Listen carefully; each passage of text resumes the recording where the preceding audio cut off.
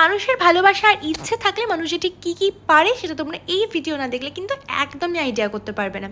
আজকে তোমাদের সাথে শেয়ার করবো 48 আওয়ার্সের একটা লং 2 ডেজের গল্প, তার সঙ্গে থাকবে কিন্তু 8 ঘন্টার জার্নি। হ্যাঁ, একদমই ঠিক শুনছো। এরপর দেখাবো কিভাবে আমি সেই দুটো দিন হ্যান্ডেল করলাম। প্রথমেই দেখাবো একটা সানডের ছোট্ট ক্লিপ।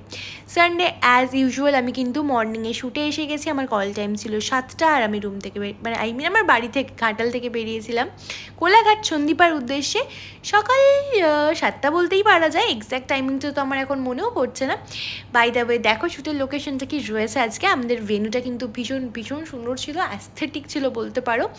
ভীষণই প্রিটি একটা ভেনিউ ছিল, যেখানে এত কন্ট্রোভার্সি, এত প্রবলেমস, সেই জায়গায় কিন্তু আমাদের মোয়ারা আমাদেরকে একদমই প্রিন্সেস ট্রিটমেন্ট দেয়, এটা বলতেই পারো। আশা করি আজকের গ্র্যান্ড লাঞ্চটা দেখে তুমি বুঝতেই পারছো। Grand location, grand lunch. আর কোলাঘাটের সন্দীপা তো অনেকেই চেনো, যারা যারা এসেছো তারা কিন্তু অবশ্যই কমেন্ট করবে। এরপরে দেখালাম আজকে আমার কী কী ড্রেস পরলাম আমি। সুন্দর একটা রিসেপশন লুক হয়েছিল আমার ওপরে। এই দেখো আমার ফ্লাওয়ার জুয়েলারি সেট করছে। এই টাইমে ক্যামেরাটা একটু হেসে এসেছিলো, তার জন্য সো সরি। দেখো, বয়ফ্রেন্ড নেই বলে কি শাড়ির প্লিট কেউ ঠিক করবে নাকি? আমার তো মোয়া আছে। এরপরে দেখো, তোমরা স্বয়ং বউসভা তো কখনো ডেফিনেটলি দেখোনি, স্বয়ং বরসভা অনেকেই দেখেছো। আর মেকআপ আর্টিস্ট হওয়া মানেই, মেকআপ আর্টিস্টের আন্ডারে থাকা মানেই কিন্তু স্বয়ং বউসভা তোমাদেরকে প্রায় রোজই রোজই দেখতে হতে পারে।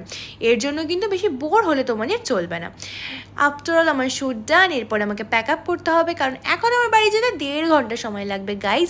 ঘাটাল যেতে, পরের দিন আবার আমাকে হসপিটাল যেতে হবে। আর হসপিটালটা হচ্ছে আমার কিন্তু কলকাতাতে, আর আমার কলেজও কলকাতাতে। তোমরা অনেকে জানো, আবার অনেকে জানো না। এবার চলো, পরে পরে তোমরা আমার ব্লগ দেখলে সবই জানতে পারবে, কোথায় হসপিটাল, কোথায় ডিউটি, কোথায় থাকি, বা কোন কলেজের স্টুডেন্ট আমি। 1 বাই 1 করে দেখতে থাকো। কিছু ফ্লাওয়ার এনেছিলাম, যেহেতু বললাম কোলাঘাট গেছিলাম তো ওটা তো আনতেই হতো। তারপরে যথারীতি মর্নিংয়েও কিছু ফ্লাওয়ার্স পেলাম, তার সঙ্গে পেলাম কিন্তু কিছু কিউট কিউট চকলেটস। এটা আমার বলতে পারো সারাদিনের মোটিভেশন।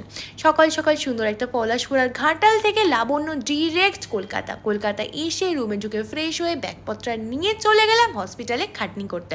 ফ্রি কা খাটনি গাইজ, ইন্টার্নশিপ। এই দেখো, একদম সেই বারাসাত শিয়ালদা, মানে বনগাঁ শিয়ালদা যেটা হয় না, যেটা একদম হেকট্রিক ট্রেন, ওতে করে আমি আমার হসপিটালে এলাম। আমার হসপিটালে কিছু ওয়ার্কস প্রেশার ছিল, সেগুলো সমস্ত কিছু আমি কমপ্লিট করলাম। সেগুলো কমপ্লিট করার পর বাচ্চাদের সাথে একটু খুনসুটি করছিলাম, বেশি তো করা যায় না, এগুলো রুলসের বাইরে।